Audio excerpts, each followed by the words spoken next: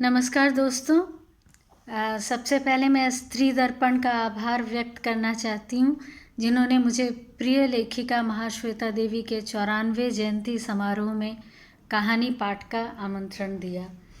मैंने महाश्वेता जी की जिस छोटी कहानी का अनुवाद किया है उसका नाम रॉन्ग नंबर है।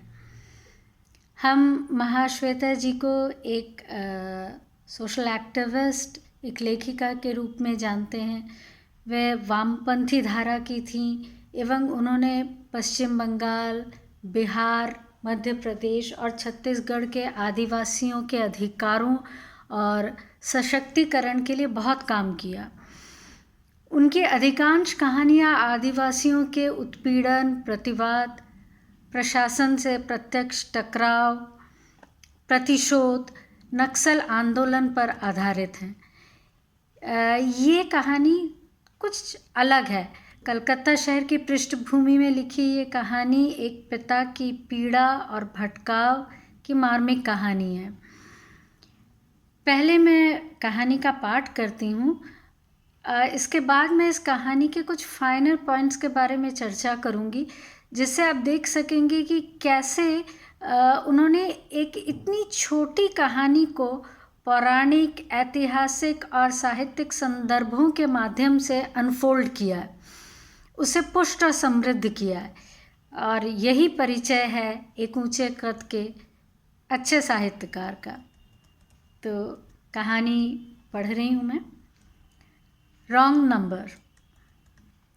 रात का 1 बज रहा था कि तीर्थ बाबू की नींद टूट गई।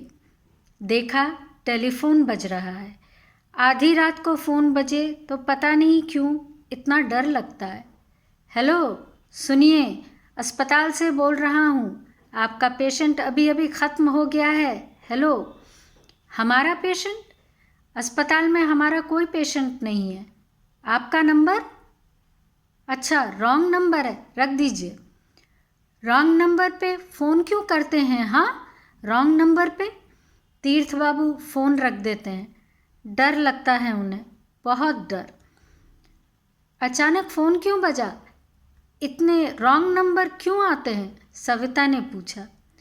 आज बहुत दिन हुए सविता या तीर्थ बाबू दोनों में से किसी को भी बहुत रात तक नींद नहीं आती है।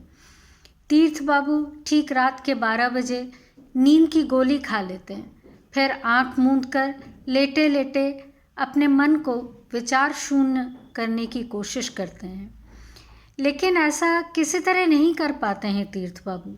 उनकी चेतना और अवचेतन में, चेतना के प्रथम स्तर में और चेतना के अतल स्तर में, सबके बीचों बीच लंबी लंबी दीवारें खड़ी हो जाती हैं। दीवारों पे पोस्टर चिपके होते हैं। दीपंकर की तस्वीर, बचपन का दीपंकर, सिर मुड़ाया मासूम चेहरा, मैट्रिक पास किया दीपंकर, ग्रेजुएट दीपंकर, लंबा, इखरा, भावुक और शांत दीपंकर। दीपंकर तीर्थ बाबू की एकमात्र संतान। संतान आखिर मनुष्य क्यों चाहता है? संतान क्यों प्रेम करता है संतान से?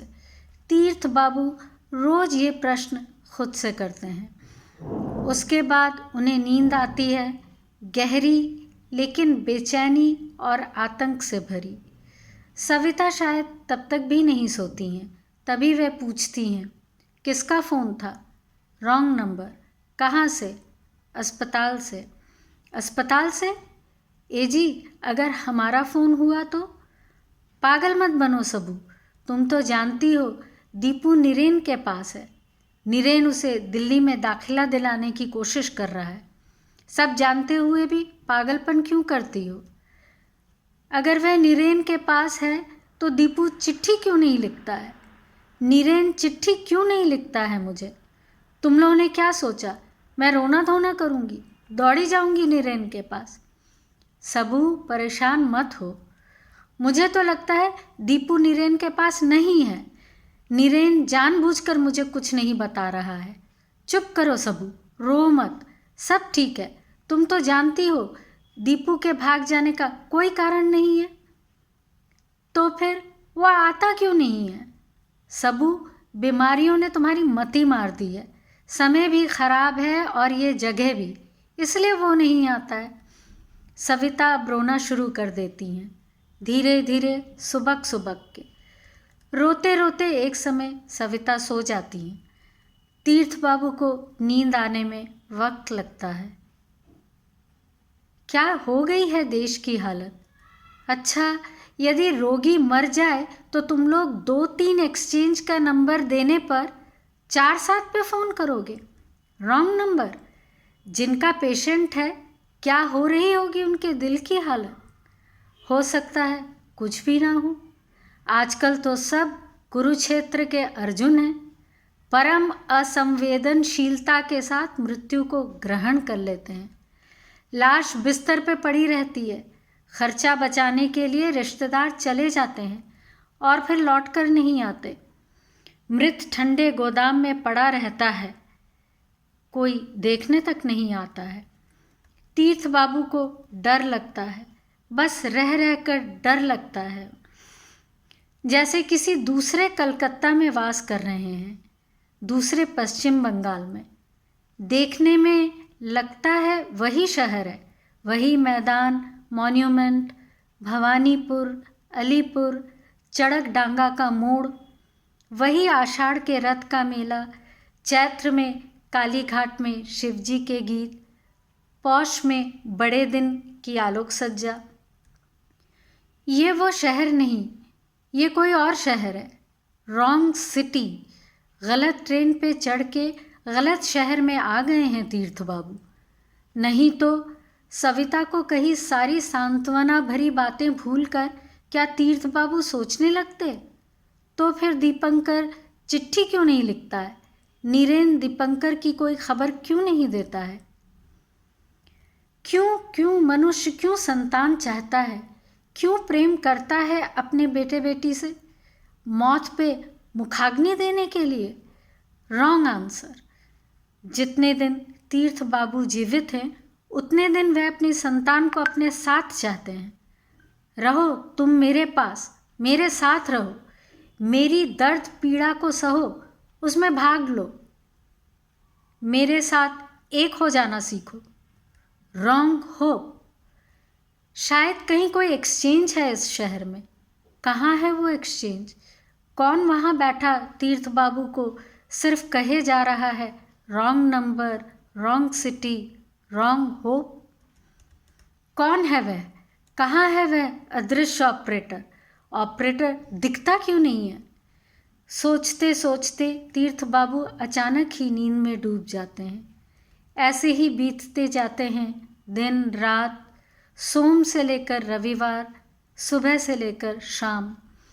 तीर्थ बाबू को रात से बहुत डर लगता है, क्योंकि नींद में उन्हें सिर्फ दीवार की कतारें ही कतारें दिखती हैं। उन दीवारों पे दीपंकर के चेहरे का चित्र बना होता है। नींद में ही तीर्थ बाबू सोचते रहते हैं, तो क्या उन्हें मनोज के पास जाना चाहिए? मनोज उनका दोस्त है, मन के रोगों का डॉक्टर। तीर्थ बाबू निश्चित ही बीमार हैं। तुम बीमार हो तीर्थ, मनोज ने राय दी। तीर्थ बाबू का सूखा चेहरा, कातर दृष्टि और बार बार माथे से पसीना पोंछने की कोशिश, वह सब गौर कर रहे थे। क्या बीमारी है? नर्व भी। नर्व्स तो मेरे ठीक है मनोज, तुम्हारी चिंताएं भ्रांतिजनक हैं। भ्रांतिजनक? तुमने क्या कहा है, तुम ही सुनो। मनोज ने टेप रिकॉर्डर चला दिया।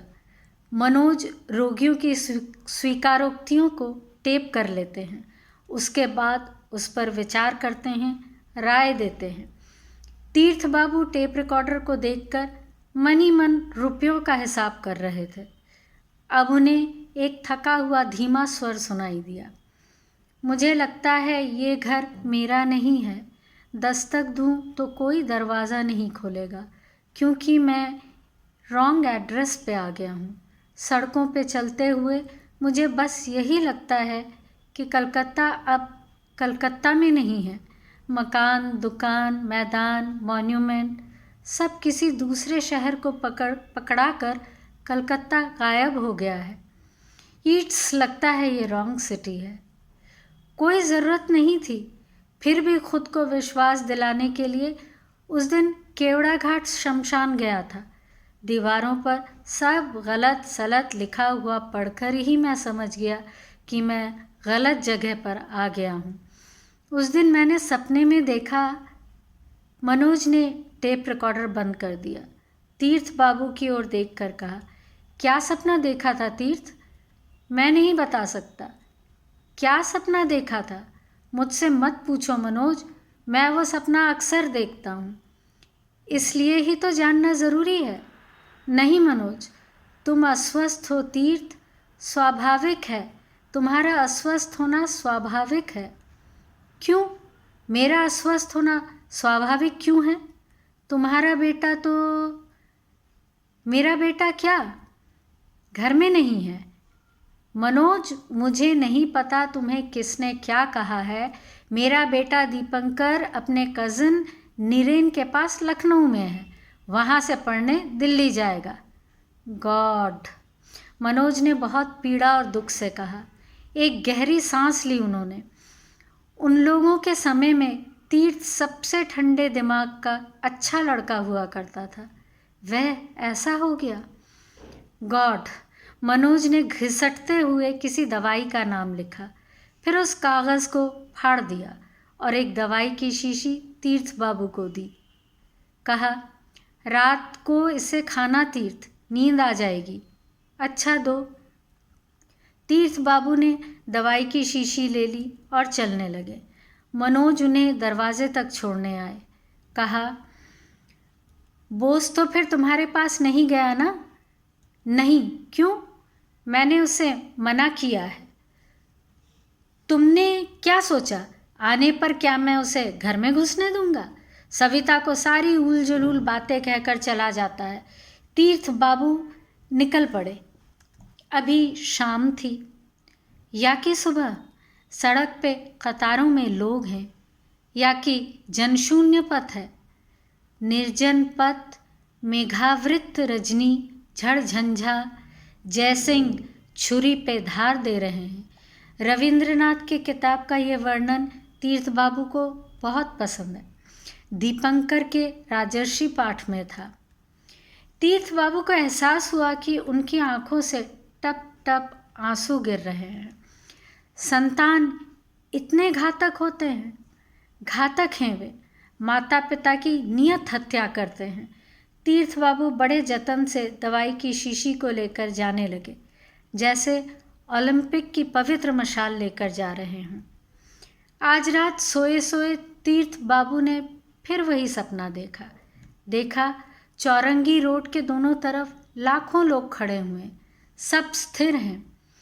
सड़क के दोनों ओर बड़ी बड़ी सफ़ेद चमकती रोशनी है। सड़क के बीचों बीच खून पड़ा है। वहाँ खुले बालों में एक प्रौढ़ रमणी खड़ी है। वह अपने सीने पे हाथ मारती हुई प्रवीर प्रवीर प्रवीर कहती हुई विलाप कर रही है। उस औरत को देखते ही तीर्थ बाबू समझ गए वह पुराणों की जना है। दूर दूर भीषण बीहड़ में, मरुभूमि दूरस्थ शमशान में, यहाँ नहीं है तुम्हारा स्थान। दुर्गम जंगलों में, तुषार के बीच बीच, चल पर्वत शिखर पे चल। चल पाप त्याग राज्य को त्याग, चल पाप राज्य को त्याग। पति है तेरा पुत्र घाती, सखा अराती का, चल पुत्र शोकातुरा। उस औरत की चीखें आकाश चीर रही थीं। उसी समय ड्रॉप डालो, घंटा बजाओ कहकर न जाने कौन चिल्लाने लगे। किसी ने कहा, ये महिषपुर नहीं है, चले जाओ। उसी वक्त तीर्थ बाबू कहने को थे, she is in the wrong city, लेकिन घंटा बजना शुरू हो गया। घंटी बज रही थी, फ़ोन बज रहा था। तीर्थ बाबू उठकर बैठ गए। लोग क्यों टेलीफोन रखते हैं? भाड़ा देने में जीभ लटक जाती है, सांस चढ़ने लगती है। तीर्थ बाबू ने रिसीवर उठाया। 479, बिल्कुल यही नंबर तीर्थ बाबू के सामने रखे टेलीफोन पर लिखा था। तीर्थ बाबू ने कहा, नो, ये तीर्थंकर चैटर्जी का घर नहीं है। नो, तीर्थ बाबू, मैं बोस। हाँ, उस दिन जो कह रहा था, दूर रेल लाइन के पास वाली बॉडी दीपंकर की थी, डाइड ऑफ इंजरीज। आप तो आए नहीं। Body has been cremated. Hello, सुन रहे हैं? नहीं, ये तीर्थंकर चैटर्जी का घर नहीं है। नहीं, ये 479 नहीं है। No, wrong number. Tirtha Babu ने फ़ोन रख दिया। क्या सोचकर उन्होंने रिसीवर ही उतार कर रख दिया। फिर बिस्तर पे लौट गए। उस सपने को फिर से देखना है, जैसे भी हो एक बार फिर से देखना है। सपना देखने पर ही वह जान पाएंगे उन्मादिनी जना किस तरह रॉन्ग सिटी से भागी थी। सपने छोड़कर आज तीर्थ बाबू के हाथ में कुछ नहीं है। जागी अवस्था में कलकत्ते की सड़कों पे घूमने पर निकलने का एक भी रास्ता नहीं देख पाते हैं तीर्थ बाबू। अब उन्हें जना के पीछे पीछे जाना होगा। प्रवीर की मौत के बाद प्रवीर के बाप से लेकर सब जब घातकों के साथ विजयोत्सव मना रहे थे, जना अकेली भाग गई थी। तीर्थ बाबू सो गए। कहानी यहीं ख़त्म होती है। मैं इस कहानी के बारे में थोड़ा सा कुछ कहूँगी। महाश्वेता देवी नक्सलवाड़ी आंदोलन से प्रत्यक्ष रूप से बहुत गहराई से जुड़ी हुई थी। इस आंदोलन में बहुत लोग मारे गए थे, ख़ासकर तरोताज़ा ब्रिलियंट युवक, कम उम्र के लड़के जो नए तरीके से देश का गठन करने के लिए इस आंदोलन में कूद पड़े थे, जिनका राष्ट्र ने दमन किया, जिन्हें पुलिस ने मार दिया। नतीजा ये कि बहुत माता पिताओं को संतान खो देने के शोक से गुजरना पड़ा। इस कहानी में एक ऐसे ही माता पिता की बात है, लेकिन इस कहानी की एक और विषय वस्तु है। वो ये कि आंदोलन ख़त्म हो जाते हैं, संतानें खो जाती हैं। संतान को खोने का ये दर्द टेम्पररीली चला भी जाए, लेकिन वो दर्द किसी दूसरी तरह से हमेशा जकड़े रहता है। ये सिर्फ व्यक्तिगत क्षति नहीं है, बल्कि जिस देश के लिए, शहर के लिए, जिस देश में उस पिता का बेटा बड़ा हुआ है और जिस शहर ने उसे मार दिया है, वो पूरा शहर ही उस पिता के लिए एक प्रश्न चिन्ह खड़ा कर देता है। इसलिए वो पिता खुद को इस शहर से मिला नहीं पाता है। उन्हें ठीक से नींद नहीं आती है। वो नींद में सपना देखते रहते हैं। वो सपना है या दुस्वप्न, ये हम नहीं जानते। जिस शहर में मनुष्य के जीवन का इतना कम दाम है कि मार देने के बाद भी मृतदेह को सम्मान नहीं मिलता है, वह केवल एक लाश रह जाती है, जिसे लाश घर में भी जगह नहीं मिलती है, गोदाम में पड़ी रहती है। लेखिका महाभारत के अश्वमेध पर्व के पौराणिक रेफरेंस से इसे मिलाती हैं, जहां अर्जुन माहेश्वरीपुर के युवराज प्रवीर की हत्या कर देते हैं, क्योंकि प्रवीर ने उनके घोड़े को रोक दिया था। महाभारत के अश्वमेध पर्व में ये कथा आती है। युवराज प्रवीर को मार देने से माहेश्वरीपुर की राजरानी जना विक्षिप्त होती हैं और राजा नीलध्वज से फिर से युद्ध कर प्रवीर के मृत्यु का प्रतिशोध लेने को कहती हैं। लेकिन नीलध्वज ऐसा नहीं करते, बल्कि अर्जुन के साथ संधि कर लेते हैं। क्रोध, अपमान और शोक में रानी जना अपने अर्जुन और नीलध्वज और अर्जुन को पत्र लिखकर अपने जाह्नवी नदी में अपने प्राणों का विसर्जन कर देती हैं। अर्जुन प्रवीर को युद्ध में परास्त करने से ही चलता, क्योंकि प्रवीर व्यक्तिगत रूप से उनका शत्रु नहीं था, लेकिन उन्होंने उसकी हत्या की जिसका उन्हें कोई अनुताप नहीं था, कोई ग्लानि नहीं थी। वीरता के दर्प में वह प्रवीर को मारकर चले जाते हैं। ये प्रवीर वो लोग हैं जो साहस दिखाते हैं। इसी तरह यहाँ भी, इस कहानी में भी प्रवीर जैसों को मार दिया जाता है, चाहे राष्ट्र दमन करे, चाहे पुलिस उन्हें मार दे। पुलिस का इन सब नौजवानों से कोई व्यक्तिगत शत्रुता नहीं है। वह नौकरी के लिए अपने ही देश, अपने ही समाज के लोगों का खून करते हैं। ये सारी चीज़ें ट्रिगर होती हैं एक रॉन्ग नंबर से। ये रॉन्ग नंबर सिर्फ रॉन्ग नंबर नहीं है, इसमें एक भूल शहर, भूल जीवन है। किसी नौजवान का खून हो जाना असल में भूल है। पिता का दर्द जो उन्हें नहीं मिलना चाहिए था वह एक भूल है, गलत है। वो शहर जिसे उनके प्रति अनुभूतिशील होना चाहिए था लेकिन नहीं है, वो भूल है। एक शहर जो उत्सवों और विकारों के साथ अपनी लय में चलता जाता है। लोग मरते रहें या मारे जाते रहें, इससे उसे कोई फ़र्क नहीं पड़ता। इन तमाम भूलों को कथाकार एक wrong number, wrong city, wrong hope के माध्यम से कहती हैं। एक बात यहाँ कहना चाहती हूँ, जब कोई कहानी लिखता है तो सिर्फ वर्णना नहीं होती है। सिर्फ वर्णना हो तो एक अच्छा जर्नलिस्टिक पीस बन सकता है। कहानी कहाँ अलग होती है। महाश्वेता जी ने यहाँ सिर्फ एक पिता के दुख का वर्णन नहीं किया, शहर में एक बेटे के मरने का वर्णन मात्र नहीं है। जिस तरह वे देश के इतिहास को पुराण के माध्यम से पकड़ना चाहती हैं, उसी तरह देश के इतिहास को किस तरह साहित्य में लाना है वह ये भी बखूबी करती हैं। अर्जुन एक पौराणिक रेफरेंस है जो हमारे कलेक्टिव मेमोरी की हिस्ट्री में है। दूसरे चरित्र हैं युवराज प्रवीर और रानी जना। अर्जुन के अहंकार, प्रवीर का साहस और जना के विद्रोह के माध्यम से उन्होंने कहानी को कहा है। चूँकि कहानी साहित्य का अंश है, इसलिए वह इसमें लिटरेरी रेफरेंसेस भी लाती हैं, जिससे कहानी और भी समृद्ध होती है। महाभारत की रानी जना का जो उन्होंने रेफरेंस दिया है वो माइकल मधुसूदन दत्त के वीरांगना काव्य में जना के उस पत्र का उल्लेख है। साथ ही प्रवीर से मेल खाते ऐतिहासिक विद्रोही चरित्र जयसिंह को सीधा सीधा न लाकर उसे रविंद्रनाथ की किताब राजर्षि के माध्यम से प्रस्तुत किया। जैसा कि महाश्वेता देवी के अमूमन कहानियों में फेमिनिस्ट एंगल बहुत स्ट्रॉन्ग होता है। उनके सारे नारी पात्र बहुत ही सशक्त होती हैं, सारे नारी पात्र।